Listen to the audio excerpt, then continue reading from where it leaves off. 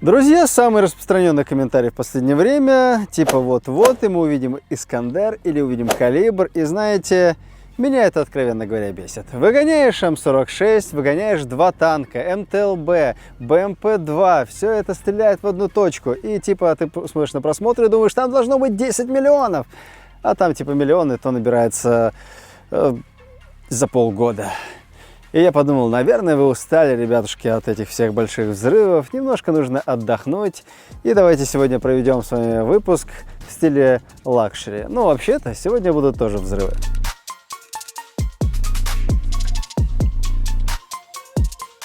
Вы ведь наверняка знаете, что гексоген – одно из самых бризантных веществ взрывчатых. И вот вещество вот в этой гранате, которое называется Егорка, по словам разработчика российского, является более бризантным веществом, чем даже гексоген.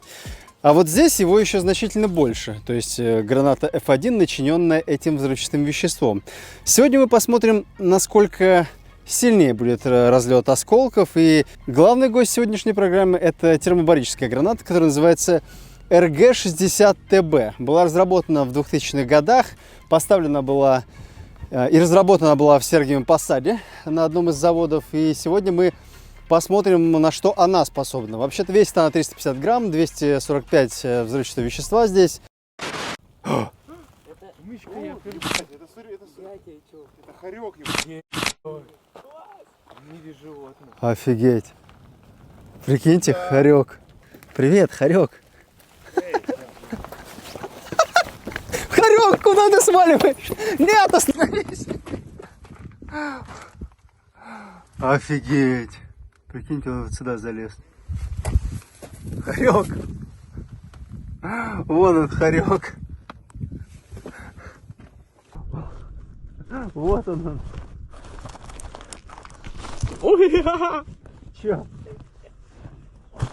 я тебе буду покажу, это волшебно. Граната использует не более 50 грамм взрывчатого вещества. Сама граната весит где-то, наверное, 350-360 грамм. Используется УЗРГМ. И видите, вот эти пластинки, должно быть по задумке автора, должны разлетаться в разные части. У меня есть... Пока еще есть вот эта красотка, которая будет ассистировать. Она будет стоять вот здесь. К сожалению, бровки чуть-чуть от падения попортились. Чуть дальше от нашей красотки, которая будет стоять вплотную, а я попытаюсь из-за пригорка бросить гранату вот сюда. И, наверное, метрах в 3 находится вот такой щит. Дальше стоит ящик.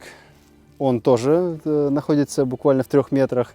И значительно дальше, в 25 метрах, находится в дальнем углу еще один деревянный манекен, который служит нам экспериментом для того, чтобы проверить, долетят до него осколки или нет. Я сомневаюсь, естественно, в этом, как и все наши зрители, но наше шоу существует для того, чтобы проверять, где находится эта красная линия, за которую заступать не стоит. Как делишки? Сейчас будет жарко, так что я бы на твоем месте оделся. Разгибаем усики. Пропуск в... Ну, вы сами знаете, что дописать. И бросаю туда, поближе к манекену.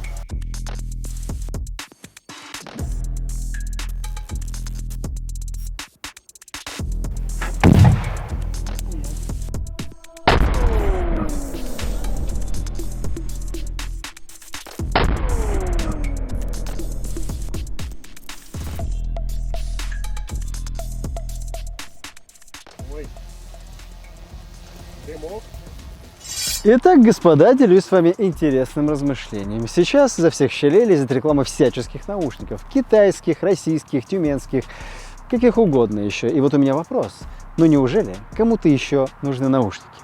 Но ведь у всех они уже вроде как есть. Зачем, спрашивается, покупать вторые? Ну что, если я вам скажу, друзья мои, что есть ребята, которые первыми в мире стали специализироваться именно на вторых наушниках, в дополнение к вашим основным первым. И эти ребята называются Go Gadget. И мне как раз дали такие вторые наушники на пробу. Зовется эта модель очень интересно. Называется наушники «Второе ухо». Откуда такое название? А дело в том, что вот такие вот наушники, второе ухо, позволяет одновременно слушать и музыку, и окружение. Видали хоть раз такое когда-нибудь кринж? Вот и я. Нет, а запоминается, зараза. Посмотрите, как расположен динамик у таких наушников. Расположен он не внутри уха, как у привычных моделей, а снаружи. Самые современные японские технологии передачи звука. И там такие наушники уже давно носят. Отсюда стопроцентная слышимость. Зачем такая странная функция, вы спросите? Обычно ведь всем нужны наушники наоборот, с шумоподавлением. А вот зачем. Вышли прогуляться или побегать на улице, машина едет, самокатчики эти гребаные, сразу заметите. Кстати, звучат они очень даже прилично, и басы имеются. Не такие, конечно, как на ваших первых наушниках-затычках. Ухо-то открытое, но их слышно. А слушать подкаст или аудиокнигу лучше и придумать нельзя. Их можно носить целый день, не замечая. Если у вас есть малой, типа, знаете, ему можно зацепить такие наушники, он будет на уроках спокойненько слушать музон, и если училка позовет, он не спалится. Шутка, конечно. А еще такие наушники безвредны для слуха, в отличие от обычных вакуумных потрясателей перепонок. Мамам, папам тоже пригодится не прослушать, если вдруг вас позовет ребенок. И таких вот наушников у Go Gadget несколько. Они прямо специализируются на этой теме. И есть еще вот такой вот еще второй вариант. Специальные наушники для сна. Кейсик как шкатулочка с украшением. Ваша мадам непременно заценит. Где-то я это уже видел. У наушников для сна Go Gadget, само собой, активное шумоподавление. 30 дБ, то есть все тише в 3 раза. Кошка шляется, вторая половинка храпит, ничего не будет слышно. И наушники, и беруши. Да, еще и со звуком вполне себе неплохим, несмотря на малый размер. А еще у этих наушничков есть такие специальные распорочки, чтобы эти наушники не выскочили. Распорочки. Короче, если вы будете ворочаться во сне, то они не выпадут. У этих ребят есть еще отвал башки просто наушники с костной проводимостью. Звук идет прямо через вашу черепушку. Можно использовать людям с нарушением слуха, тоже стопроцентная слышимость. И тоже, господа, динамики вне самого уха. А слышно вполне себе норм. И басы, надо сказать, тоже присутствуют. В описании под роликом ссылочка на страничку первого бренда вторых наушников Go Gadget на Озон. В порядке личный вам рекомендацион, так сказать. А еще, да, кстати, раздобыл для вас промокод на скидку. Ищите там же в описании под видео. Затариваемся вторыми наушниками себе, жене и мальцу. Пригодятся. Это очень горячий осколок, как и другие осколки, которые остались внизу. Вот еще. Я вам скажу, очень здорово смягчила земля. Но, кстати, если судить по характеру повреждения, по моей практике, это значительно мощнее, чем бывает от других гранат. Вот один осколок ушел прям здоровый вот сюда. И где-то зарылся, да, внутри. Его надо прям еще раскопать. Да, это был очень мощный взрыв. Видите, даже какие-то камни в разные стороны разлетелись. Здесь осколки очень крупные. Кстати, очень крупные осколки, посмотрите. Я думал, что она будет разлетаться на эти маленькие квадратики, но нет. Давайте посмотрим, что с манекеном. Ему повезло, потому что часть, вероятно, осколков принял на себя вот эта покрышка. И такой взрыв, знаете ли, был не очень активный. Так, ну а здесь осколков не вижу, на самом деле. А, нет, вот какой-то осколок видно, и вот осколочное поражение. Оно скользом прошло. Видите, несколько повреждений, но если бы это был не манекен, то, наверное, зашло бы в мягкие ткани. Так, что по поводу разлета в другие стороны? Здесь не вижу ничего, хотя она хорошо возвышается. А здесь что у нас? Здесь вижу 2 осколка. 1 и 2. В нижней части. И больше ничего. В общем, пока что я вижу, что локально Егорка очень хорошая граната для помещений. Например, или забросить в окоп. Будет интересно. Так. С вот этим деревянным манекеном не случилось ровным счетом ничего. Хотя нет. Вот один осколок есть. Один осколок есть, он не сквозной. Пробить такую толщу дерева, такой гранат, наверное, будет сложно. А давайте посмотрим, что будет, если мы возьмем больше взрывчатого вещества. Начнем на гранату F1.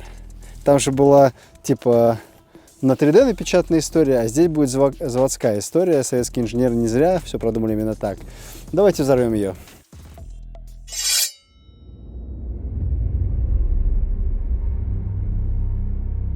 УЗ-РГМ-2 вкручиваем в гранату, начиненную новым взрывчатым веществом. То есть, по сути, это, конечно, вряд ли подтвердит с таким взрывчатым веществом миф советских инженеров, но и 200 метров, естественно, разлет осколков быть не может, но у нас есть мишень на 25 метров, и здесь больше взрывчатого вещества. Давайте посмотрим, как это сработает. Работаем. Прячьтесь.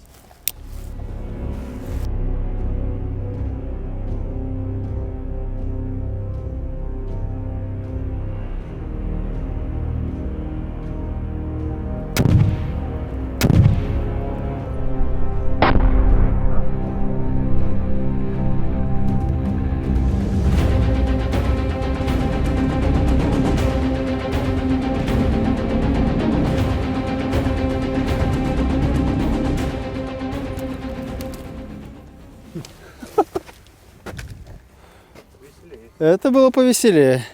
Это, конечно, не афганка. Ну вот это уже совсем другое дело. Новое взрывчатое вещество, граната F1, и мы видим, что не только манекен пострадал, но и все, что вокруг. Этот деревянный человек, этот Буратино Пиноккио пострадал сильно. Буквально разнесло всю его нижнюю часть. И, кстати, некоторые, по-моему, по ощущению как будто сквозные, но да не, вряд ли, не может такого быть. Ну, видите, да, вся нижняя часть полностью испещрена осколками. И мало того, верхняя часть тоже. То есть поражающий эффект такой, что до свидания, что называется. Что с манекеном? Не зря советские инженеры придумали именно такой формы квадратики. Они, видите, равномерно распределяются, не как в предыдущей гранате. И мы видим четкие квадратные попадания. Тут уж прям совсем впору вызывать Грету Тунберг, если вы понимаете, о чем я. Да, и это сквозные. Это сквозное вот здесь. Да, подруга, не везет тебе сегодня? Оу, а? Оторвало ухо, да. Это оторвалось ухо? Это было? Не было. Ей оторвало ухо. Балда, тебе ухо оторвало, блин, ты чё? Так, ну вот в этот, в принципе, я вообще мало представляю, что что-то могло попасть, потому что он как бы и за манекеном, и за покрышками, потому что сложно представить, что граната попала бы каким-то образом сюда, потому что она взорвалась в нижней части. Так, что у нас по поводу разлета осколков этой гранаты? Вот, господа, отлично. Смотрите, 1, 2, 3, 4, 5, 6, 7, 8, 9, 10, 11, 12, 13, 14, 15, 16. Множественные осколочные. Вот боковое тоже хорошее попадание осколка. И мы видим, что чем больше взрывчатого вещества, тем, понятно, больше разлет осколков. И осколки сами по себе в гранате F1 хорошо раскрываются. Бывает, конечно, такое, что она колется пополам, потому что там чугуний по факту. Но это хороший результат. Было ощущение, что как будто бы взрывная волна вот эта вот была чуть меньше, потому что, по идее, по логике вещей, если бы я сюда гранату РГД, наверное, бросил, они бы, наверное, разлетелись в разные стороны, потому что там чисто фугасное воздействие. Но из-за того, что бризантность выше и разлет осколков, скорость осколков получается выше, то есть быстрее осколки летят, наверное, по этой причине это как-то так интересно сработало, что мишени стоят, но они все дырявые. О, что характерно, осколочки-то ведь прошли насквозь этот ящик. То есть, если вы вдруг притаились за ящиком, то резко оттуда сваливайте, потому что это хорошая граната, которая работает на отлично, особенно с новым взрывчатым веществом, которое типа бризантнее гексогена. С этими гранатками мы еще поэкспериментируем в будущем, посмотрим, как они себя поведут. Ведь там еще куча всего. Там есть и в стиле ПМНок, и лепестков, и куча-куча всего. И горки, машинки, ну, короче, знаете, как это, лепестки, тюльпаны. Да, до тюльпанчика нам еще дорасти, конечно, надо, а хотелось бы. А сейчас мы подвинем чуть-чуть мишени ближе. И вообще, конечно же, круче было бы это сделать в помещении, потому что аэрозоль, распространяемый этой гранатой, должен выйти наружу, и потом все должно взорваться. Граната РГ-60 термобарическая работает не только в помещениях, но имеет осколочно-фугасно-зажигательное воздействие, в том числе и в поле, например. Радиус сплошного поражения у термобарической гранаты РГ-60 при одном упоминании только ящики валятся, сами понимаете. Я отсчитываю 7 метров. Раз, два, 3, 4, 5, 6. Даже меньше. Возможно, тот ящик пострадает еще больше, потому что радиус сплошного поражения у нее 7 метров. Даже в поле. Это очень интересная граната. Я таких не видел раньше. И мне будет страшно, потому что я нахожусь от нее в 10 метрах.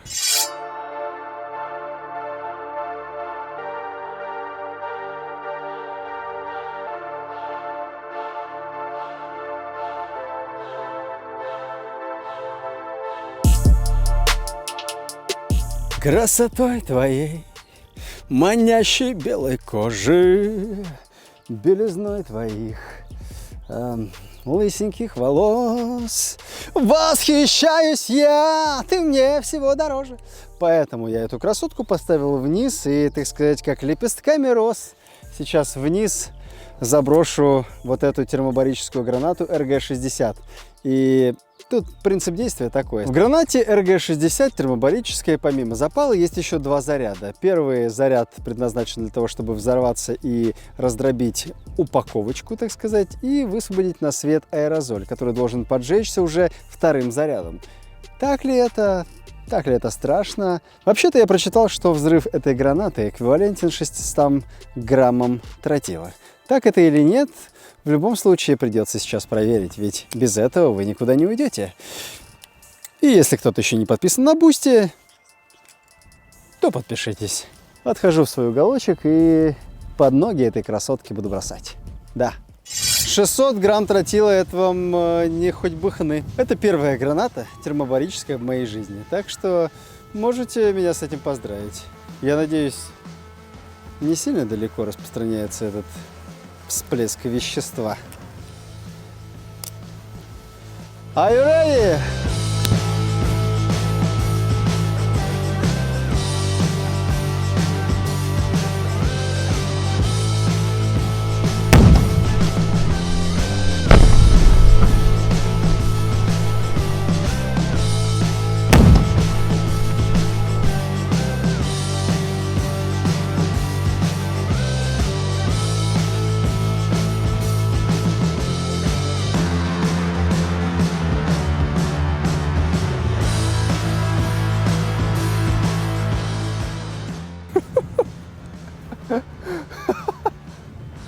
Я грешным делом побежал в другую сторону, потому что мне показалось, что если аэрозоль вдруг распространится в эту сторону, то взорвется все, и я буду там.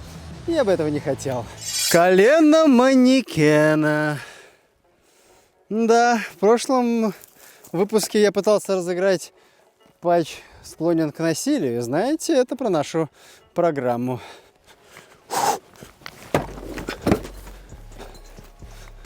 Это тебе за что-нибудь. Итак, взрыв произошел где? У ног нашей красотки. Такой запах еще интересный. А это не вредно? Надеюсь, что нет. Туловище остается практически невредимым. Осколки явно не явно выражены здесь. Смотрите, землюшку обожгло. Видите? И запах такой серный. На кусочки разорвало тело нашего манекена. Видите, я держу в руках полголовы манекена. Да, мерзость. Чьи-то булки. Вот чьи это, по-вашему, булочки лежат тут? Сохнут. Это рука, это нога. Мы такие разные, но все-таки мы вместе. Помните, была реклама Red Bull или что-то? Железная штуковинка, которую чуть-чуть даже погнула, видите? Даже она отлетела. Вот такая вот сегодня у нас мощная была программка. Если вам нравятся термобарические гранаты, если вам нравятся новые взрывчатые вещества, пишите об этом в комментариях. А с вами крупнокалиберный переполох. Это был мелкокалиберный переполох. Но, знаете ли, надо же немножко вам отдохнуть перед выпуском, который мы вам подготовили. Но скажу вам по секрету. Следующий выпуск будет самый большой калибр за всю историю. Это значит, что он будет больше, чем 152 миллиметра. Увидимся. А вы напишите, какой по вашему калибру я собираюсь использовать и какое орудие. До скорого.